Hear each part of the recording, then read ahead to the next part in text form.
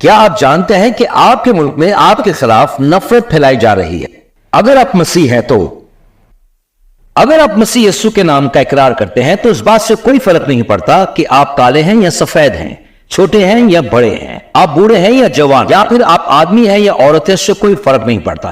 اگر آپ مسیح یسوع کے ماننے والے ہیں تو آپ کے خلاف ایک نفرت اندرونی طور پر جنم لے رہی ہے۔ میں اکتوبر میں ہوئے ایسے حادثے کے بارے میں بات کر رہا ہوں جس نے دنیا میں ایک ہلچل سی پیدا کر دی ہے اور دنیا کا نقشہ بدل دیا ہے۔ آج دنیا کے نظریات اسرائیل کے لیے بہت بدل گئے ہیں۔ دنیا میں اسرائیل کے لیے نفرت بڑھ رہی ہے اور تیزی سے پھیل رہی ہے۔ اسرائیل کے لیے پیشن گوئیاں پوری ہو رہی ہیں۔ یہ سب کلام کے مطابق ہو رہا ہے۔